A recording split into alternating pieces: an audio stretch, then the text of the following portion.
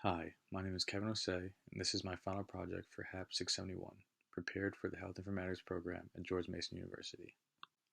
Diabetes is one of the most common diagnosed diseases in America. It is projected that the number of Americans diagnosed with diabetes will reach 44 million people in 20 years. That is double the amount it is now. While this is a large number, many people still live with diabetes unknowingly. In 2018, 7.3 million people were found to be living with undiagnosed diabetes. This is why screening and predictive models such as this are vital to detect and prevent diabetes and other diseases before it's too late. The original dataset used had a total of 17 million records. When it was cleaned to remove duplicate records and such, it was reduced to 14 million, and finally the dataset was reduced to 13,025,551 records after patients between the ages of 40 and 99 were selected.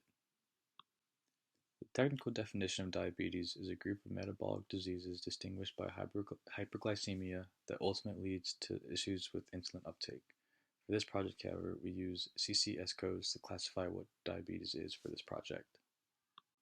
There were 5,179 rows with at least 29 observations used to determine what will be a predictor of diabetes. There are obvious predictors that are known to be associated with diabetes, such as hypertension, coronary atherosclerosis, and other heart disease, as well as esophageal disorders. Then, there are more rare diseases, such as systemic lupus erythematosus, miscellaneous mental health disorders, and other prenatal conditions. In order to find the impact that different diagnoses have on predicting diabetes, the number of patients with diabetes and without diabetes needed to be found, as well as repeated diagnoses. Once this was done, the likelihood ratio of each of these diagnoses could be determined.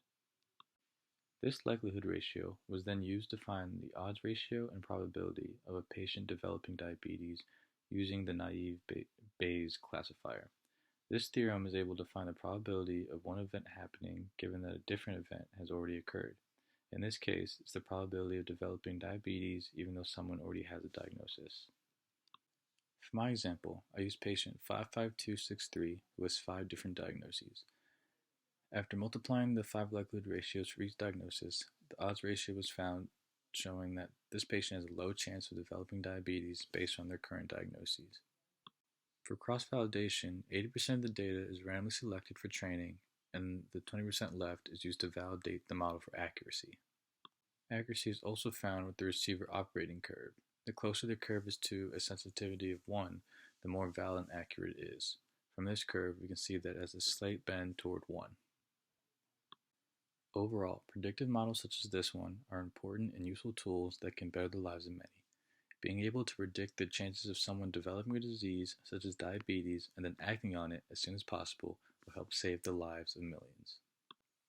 And that is the end of my presentation. Thank you for listening.